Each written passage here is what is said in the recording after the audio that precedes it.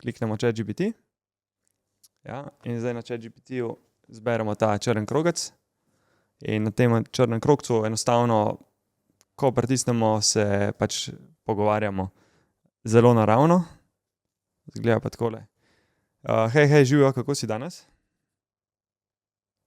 Živjo, super sem, hvala za vprašanje.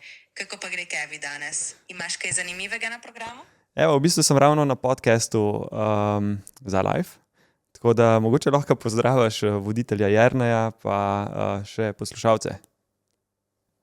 Seveda, z veseljem. Pozdravljeni Jernej in vsi poslušalci.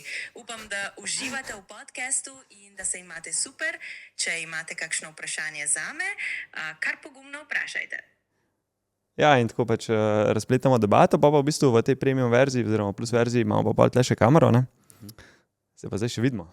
In bom jaz skole naredil, a mi lahko poveš, kaj vidiš?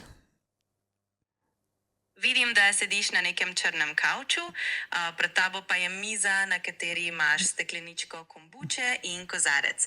Zgleda, da imaš tudi neko modro osvetlitev v ozadju, kar daje tak zanimiv ambient.